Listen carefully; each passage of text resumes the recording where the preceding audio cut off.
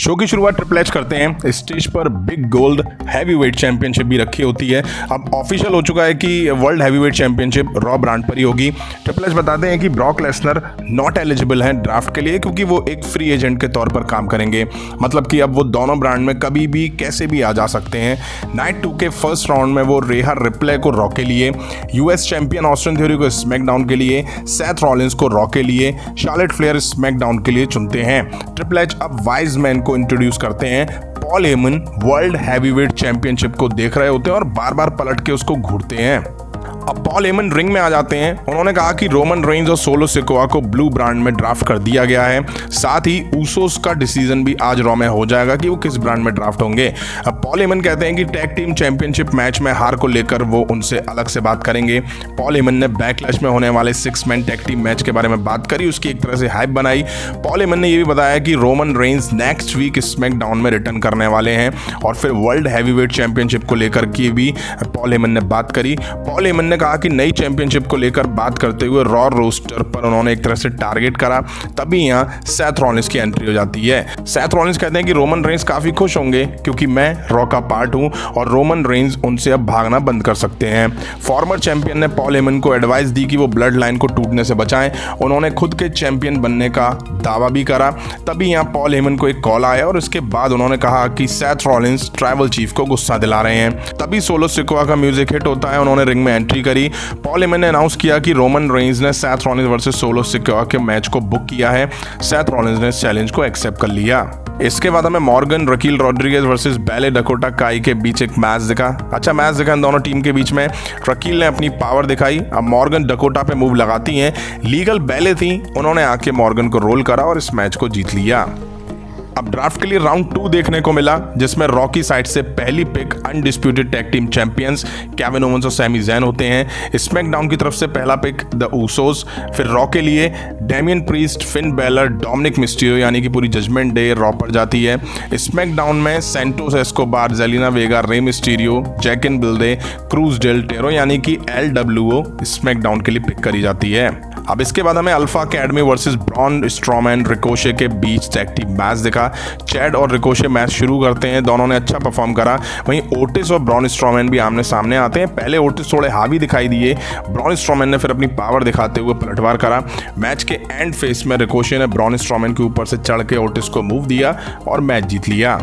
अब Shawn Michael raw और Adam Pearce SmackDown के पिक्स को अनाउंस करने ही वाले थे। तभी उनके अनाउंस करने से पहले ब्रॉक लेसनर का म्यूजिक हिट हुआ और उन्होंने एंट्री करी और रिंग में आ गए। एडम पियर्स उनसे बात करने गए, लेकिन बाद में उन्होंने पीछे ही हटना सही समझा क्योंकि ब्रॉक लेसनर काफ़ी गुस्से में थे। अब एडम पियर्स को लग रहा कि मुझ में ना 2-3 हाथ मार दें। ब्रॉक ने बात करना शुरू ही किया, तभी एडम पियर्स गार्ड्स लेकर आ गए और उन्होंने बीस्ट को वहाँ से वापस जाने के लिए कहा और रिंग को खाली कर देने के लिए कहा। कॉडी रूट्स का म्यूजिक हिट हुआ। सबको लगा कि कॉडी रूट सामने से आएंगे, लेकिन कॉडी रूट्स ने पीछे से आकर बीस्ट ब्रॉक लेसनर पर अटैक किया। गार्ड्स ने आकर इन दोनों को अलग किया। लेसनर रैंप पर खड़े रहे और रिंग में कॉडी रूट्स बाहर जाने के लिए बड़ा उछल कूद कर रहे थे, लेकिन सिक्योरिटी गार्ड्स ने उन्हें संभाल लिया। मतलब एक तरह से उन्हें जकड़ लिया। बीस्ट वापस चले गए। अब हमें ड्राफ्ट का राउंड 3 देखने को मिला, जहां शॉन माइकल ने दोनों ब्रांड्स के पिक को अनाउंस करा। Women's tag team champion Liv Morgan Raquel Rodriguez Raw पर, आस्का स्मैकडाउन पर, कॉफी किंगस्टन और जेवियर वुड्स यानी कि न्यू डे रॉ पर और शेमस रिज हॉलैंड बुच यानी कि ब्रॉलिंग ब्रूट्स स्मैकडाउन के लिए पिक करे गए। इसके बाद हमें जिम्मी वर्सेस रिडल के बीच मैच देखने को मिला। मैट रिडल और जिम्मी ऊसो के बीच अच्छा मैच देखने को मिला। मैच के दौरान शानदार मूव्स इन दोनों के बीच देखने को मिले। तभी यहाँ जिम्मी ऊसो ने चालाकी दिखाते हुए टर्नबकल को हटाने का प्रयास किया, मतलब खोलना चाह रहे थे, लेकिन तभी सैमी ज़ैन ने रेफरी को ध्यान डिस्ट्रैक्ट करा।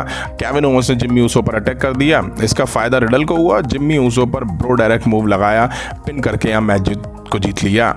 अब हमें ड्राफ्ट का राउंड 4 देखने को मिला। ट्रिश स्ट्रैटस रॉ के लिए, कैरिन क्रॉस स्मैकडाउन के लिए, रोंडा राउजी शाइना बैसलर रॉ के लिए, LA नाइट स्मैकडाउन के लिए पिक करे गए।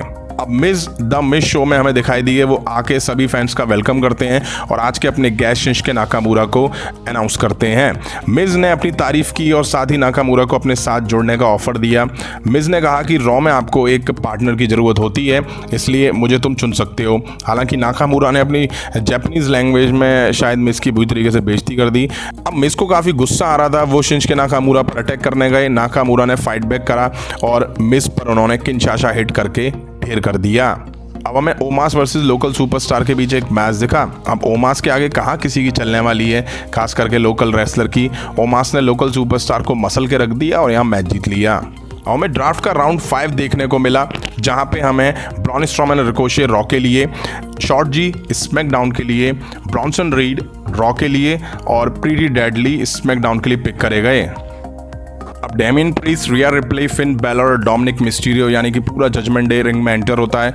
रिया रिप्ले आके कहती हैं कि वो बैकलैश में जेलिना वेगा को हराते हुए दिखाएंगी कि वो सबसे डोमिनेट चैंपियन है।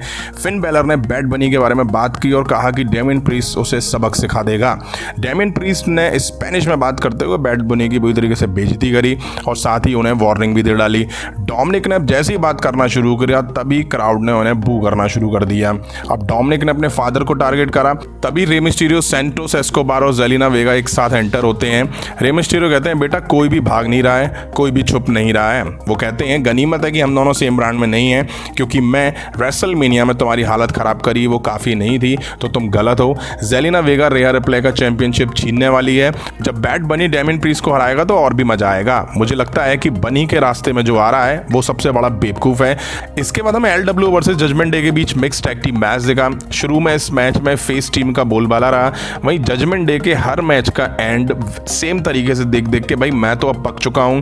रिया रिप्ले किसी भी मेल सुपरस्टार पर अटैक कर सकती है, उसे टच कर सकती है, मूव लगा सकती है, लेकिन कोई रिया रिप्ले पे अटैक नहीं करता। वहीं जेलिना वेगा का भी अटैक जजमेंट डे के मेल सुपरस्टार पर दिखाना चाहिए था। ये कब से हम देख रहे हैं यार। मैच के एंड में बैलर ने रे मिस्टीरियो को डिस्ट्रैक्ट करा, डेमियन ने इसका फायदा उठाया और रे मिस्टीरियो को पिन करके यहाँ मैच जीत लिया।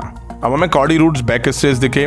इंटरव्यूअर उनसे ब्रॉक लेसनर के बारे में पूछती है और कहती है क्या ब्रॉक लेसनर तुम्हारे सर में घुस चुके हैं। कॉडी रूड्स कहते हैं ब्रॉक लेसनर मेरे दिमाग में काबू कर चुका है, छाया हुआ है मेरे दिमाग में, वो एक फ्री एजेंट बन गया है, वो जहां भी जाना चाहता है, जो करना चाहता है वो करेगा।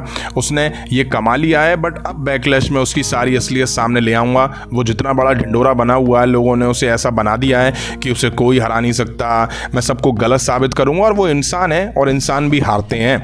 मैं अब इस कतार में पीछे तो नहीं जाने वाला, ये बात साफ होनी चाहिए, कभी भी नहीं।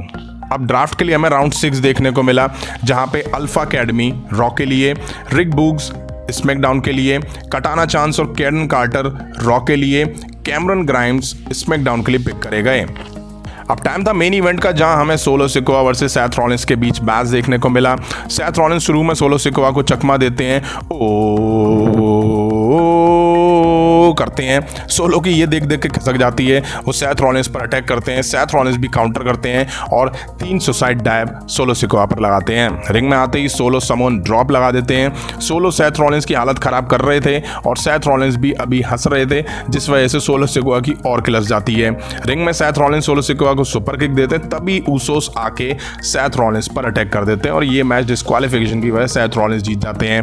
इसके ठीक बाद सैमी ज़ैन, केविन ओवेंस, रिडल आके ब्लड लाइन में मार देना शुरू कर देते हैं। सैथ रॉलिंस भी इस ब्रॉल में शामिल होते हैं, जो कि ब्लड लाइन को कूट रहे होते हैं। यहीं आज रॉ का एपिसोड एंड हुआ। बैकलैश से पहले आखिरी रॉ का एपिसोड था, जहां हमें ब्रॉक लेसनर और कॉडी रूड्स के बीच बड़ा ब्रॉल देखने की उम्मीद थी, बट WWE ने बहुत छोटा सा ब्रॉल इन दोनों के बीच, छोटा सा भी नहीं, ब्रॉल तो कह ही नहीं सकते उसको, बट सिक्योरिटी गार्ड ने इस पे पानी फेर दिया। इससे पहले भी हमें उम्मीद थी कि इन दोनों के बीच ब्रॉल देखेगा, वहां पे भी सिक्योरिटी गार्ड्स आ गए थे। वहीं सैथ रॉलिंस और ओमास के बीच कुछ भी नहीं देखने को मिला।